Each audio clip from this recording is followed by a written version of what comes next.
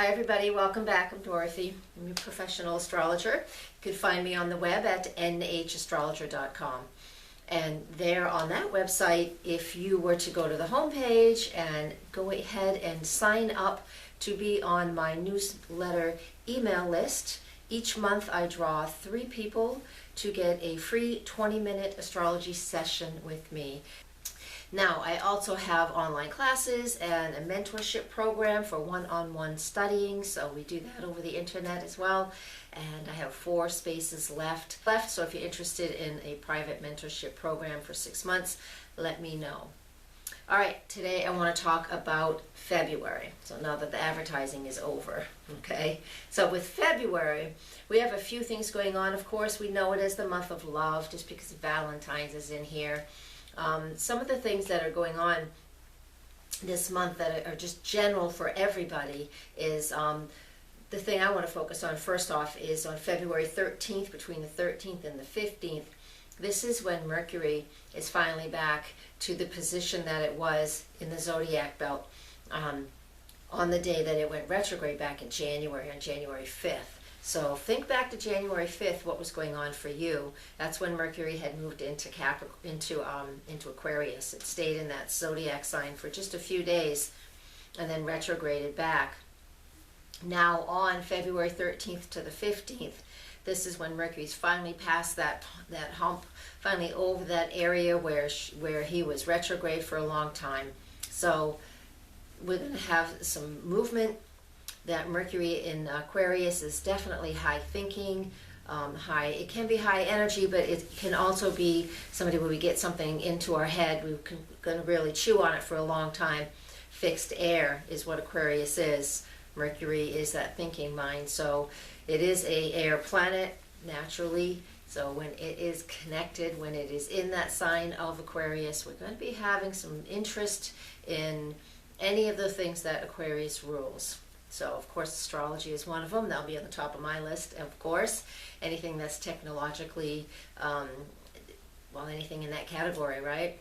So, February 13th to the 15th, Mercury finally gets over that hump of where it was January 5th when it went retrograde. So that means we get to move through some stuff, okay? We get to start really moving into the Aquarian energy and that unique piece of communicating. And February 14th, of course, it's right in the middle of this. So what goes on February 14th? And this is energy that we're all going to play into.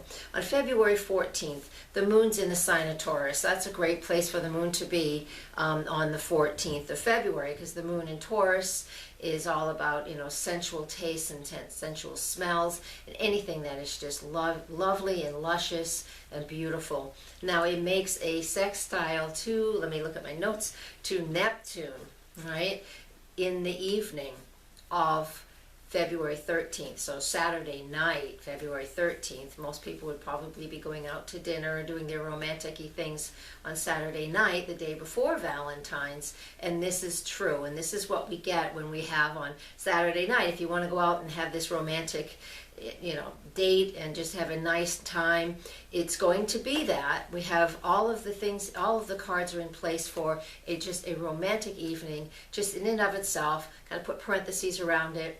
And that's it. After that, though, we have no other aspects that are cooperating with this romantic piece. So if you're going out on a first date on this night, there's going to be way too much pressure. All right.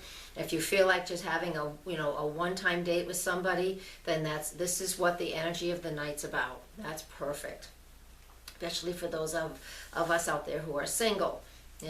Go out, have a date, that's cool. But just know there's no Saturn. The Saturn aspects of the day just do not support a long-term relationship. Now, if you're in a stable relationship and you're just going out for fun because that's what you do on Valentine's Day, then this won't affect you quite as much. But it will be a nice date night, especially for married people who have not had an opportunity to get out and play in a long time because of children. All right? So go out, have fun. Just know that Saturday night, if you're going out for Valentine's, even if you're not going out for Valentine's, if you're going out Saturday night, it's just a night to have fun, enjoy good food, good drink, good company, and just know it's a great memory that you're making. And that's what it will be. That will be it. Doesn't have to go any further than that. So it sounds like a great night to have fun and have a party. So I'm going to leave, that's the general piece. So now I'm going to get on to a little more specific things for each of the zodiac signs. So that's next. Okay, hi guys. So this is for Aries. You can tell it's been quite a few hours since I recorded the beginning of that video. I got distracted today. Mercury is stationary, so we're having a hard time getting our shit together. So here we are. All right, I got my notes right here on my board. So for you Aries, what I want to talk about right now is we're going to start with February 5th. And on February 5th, we have Venus and Pluto in a conjunction. And they're conjunct in the sign of Capricorn, happens in your solar 10th house. So what I'm about to say means it will be most likely very public for you guys. And so what happens when these two planets are together? Venus, of course, is our love relationships and the things that we value and the things that we love and we think are beautiful. When it does make a conjunction to Pluto, that intensifies it. So sometimes if a relationship is on a little tippy or a little unsettled, things can become very dramatic very quickly. Old issues, old wounds can be dug up from way down deep and brought to the surface, and it can create a lot of intense emotions. Now that's a kind of a negative piece of what it could be. I mean, we could also just be very intense with our love and our love making and our passion and feel very invigorated by that as well. And so these are some of the things that can happen. But since this goes on in the solar 10th house, I kind of don't want to be doing that in public. But, sorry. But, you know, the thing is like we could still feel very passionate about the things that we love if we are in a relationship, who we love, all right? So these are things that you'll be addressing in that 10th house. Now, that 10th house, again, social status, it's our public view, how people see us out in the world. And so you very well could be, you know, changing the face that you show the world. All right, I'm going to move on, but not very far, because on this very same day, February 5th, Mars in Scorpio is making a hard aspect, the quincunx, to Uranus. And Uranus is in Aries, that's your sign. So you guys have had Uranus in your sign for quite a long time. It's only halfway through, so it'll be another year or so. And so couple years. And so what we get with this energy is we get a lot of frustration. Mars in Scorpio, very similar to the Pluto energy we have going on. Mars in Scorpio. Mars rules Aries as well. So when it's in Scorpio, it's about deep internal investigation, and I really want to dig deep. I don't want to do anything that's superficial. I want to know what it is all the way through. I'm going to investigate everything, understand every step, every process. That's Mars in Scorpio, making this hard aspect to Uranus and Aries. And Uranus and Aries is all about breaking free from the old systems. It's cutting edge, new age. Let me do what I want. Let me show you how things need to be done now. There's nothing to do with any of the old ways. It was to break all that down. These two are together, so we're having this major frustration factor. We're going to see this in the world around us. And because a lot of the world, for most people, is still a contrasting world where we have to see what we don't like, what upsets us, to motivate us to do good, to do the opposite. A lot of us still live in that world. It'd be nice when that world goes away, but we're still in that. People are still living their lives from places of sadness and frustration. And we're going to see this play out on February 5th. So how does this work out for you guys? I mean, this is Uranus is in your first house. So if you're not making changes that you know deep in your heart that you should be making, then let them go and stop trying to make those changes.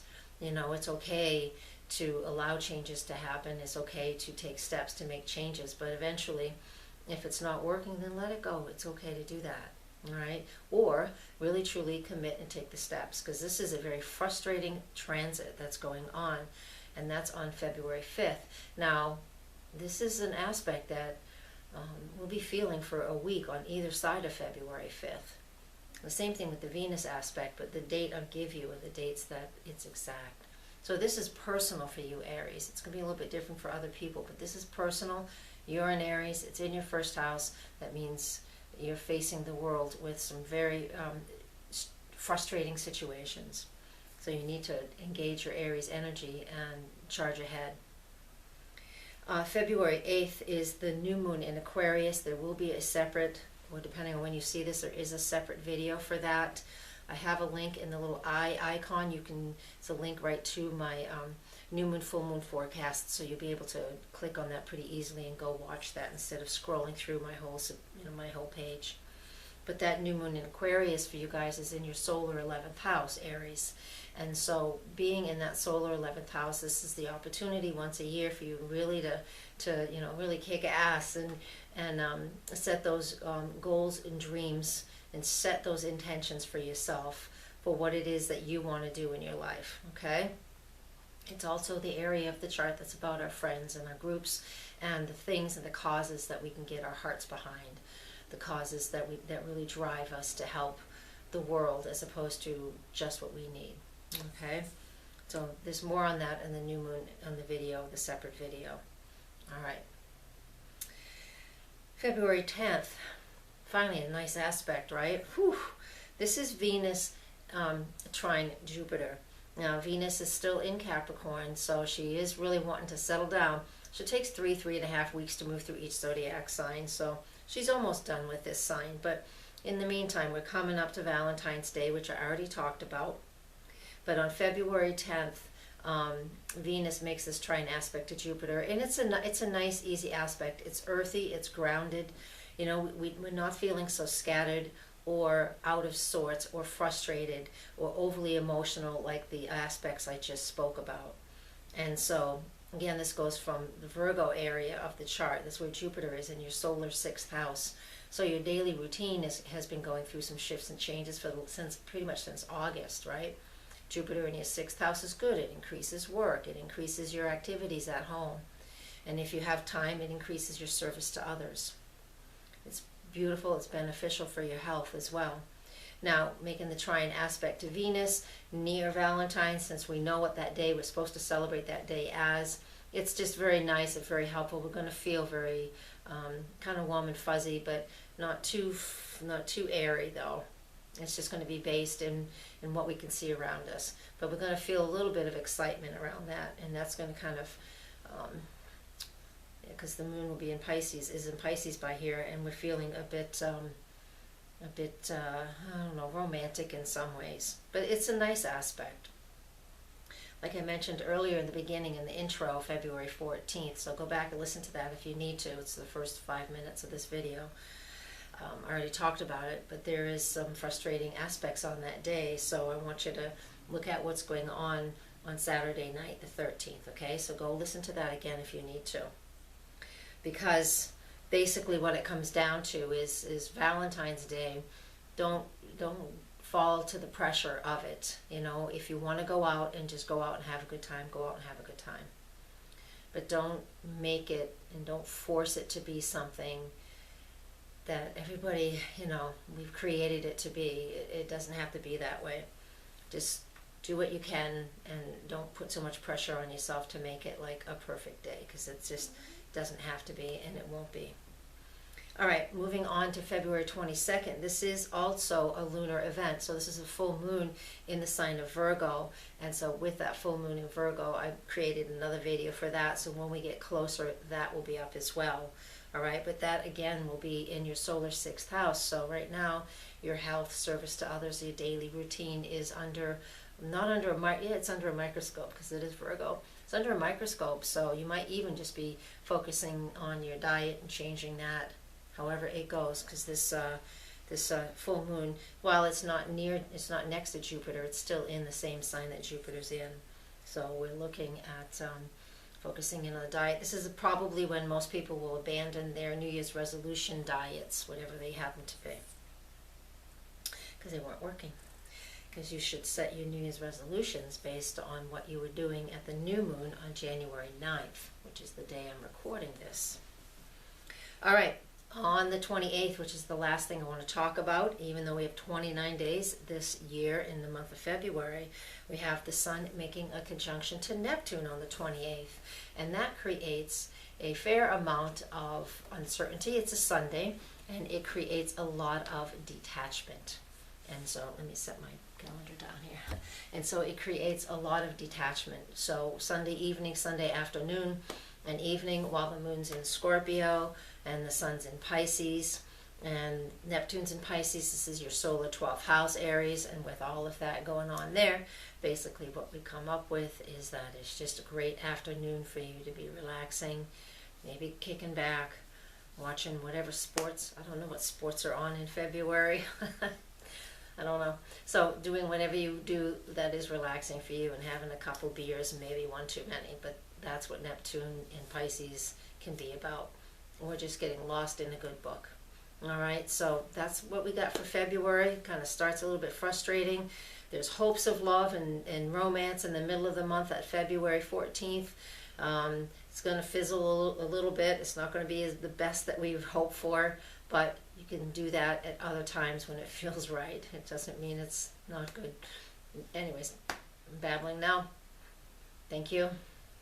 And please come to my website and contact me. I do online mentorship programs, individual ones, and it's going really well. And at this moment, at the moment of recording, I have 4 spaces left for the winter sessions. Of course, 6 months start whenever you start. So anyways, that's what I've got left in my schedule. Thank you very much, and lots of love. Namaste.